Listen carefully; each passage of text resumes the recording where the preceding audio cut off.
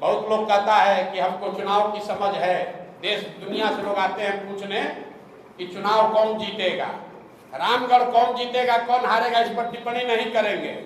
लेकिन जिस सज्जन का आप नाम ले रहे हैं, जगतानंद और आरजेडी यहाँ तीसरे या चौथे पायदान पर रहेंगे, नहीं रहेंगे तो हमारा आकर गर्दन पकड़िएगा, ये बयान चला दीजिएगा, ये बयान दोनों चलाइएगा। प्रशांत किशोर ने कहा कि तुम जीतने की बात छोड़ो, दूसरे नंबर पर आकर दिखा दो, मैं मान लूंगा कि रामगढ़ की जनता में तुम्हारी पकड़ है।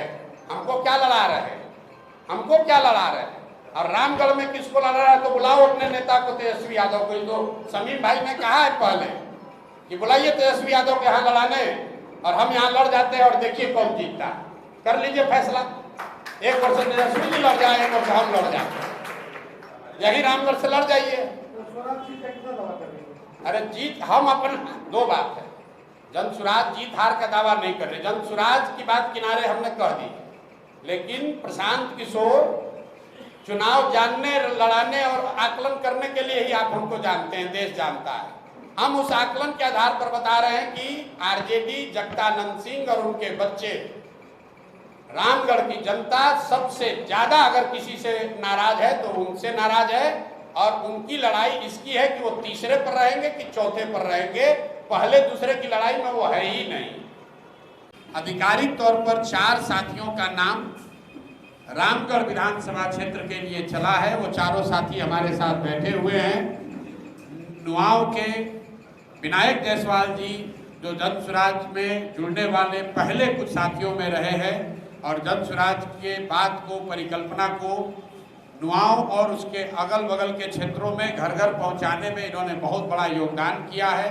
ये एक संभावित प्रत्याशी के तौर पर दावेदार भी हैं, और जनसुराज परिवार में लेकर इसकी चर्चा भी हो रही है।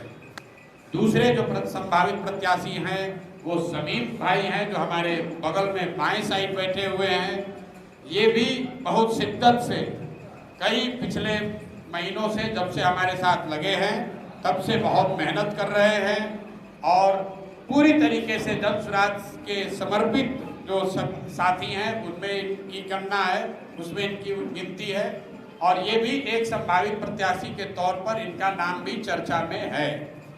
तीसरे जो हमारे साथी हैं आनंद सिंह साहब, ये दुर्गावती प्रखंड के हैं, बहुत लंबे समय तक इन्होंने राजद की राजनीति करी है, और जब मैं मधेपुरा में पैदल चल रहा था वहाँ पर कैंप में आकर इन्होंने अपने साथियों के साथ जनसुराज जुड़ने की बात कही। उसके बाद से दुर्गावती प्रखंड में कई जगहों पर और दुर्गावती प्रखंड के बाहर भी बहुत मेहनत से जनसुराज को दुर्गावती प्रखंड में जो लोग जानते समझते हैं उनमें एक बहुत बड़ा वर्ग है जिसमें आनंद जी का सहयोग है, आनंद जी के प्रयास का असर है। और चौथे एक सज्जन जो कि जनसुराज से बहुत थोड़ा पहले से जुड़े हैं लेकिन जमीन पर बहुत सक्रिय नहीं रहे क्योंकि जुड़ने के बाद थोड़ा बीमार पड़ गए थे, सुशील कुशवाहा जी।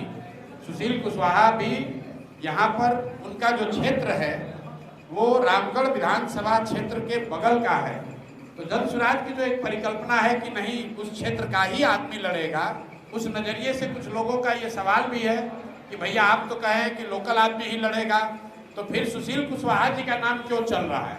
उसकी 2 वजह है। एक तो जिस पंचायत से सुशील जी आते हैं वो पंचायत डिलिमिटेशन से पहले तक रामगढ़ का ही हिस्सा रहा है। डिलिमिटेशन में उस पंचायत को रामगढ़ से अलग करके दूसरे विधानसभा में मोहनिया में डाला गया है। और दूसरा जनसुराज में ये व्यवस्था है कि आप जिस क्षेत्र में रहते हैं अगर वो क्षेत्र आरक्षित है और आप SC/ST समाज के नहीं हैं तो आप बगल वाले क्षेत्र से अपने उम्मीदवारी का दावा कर सकते हैं।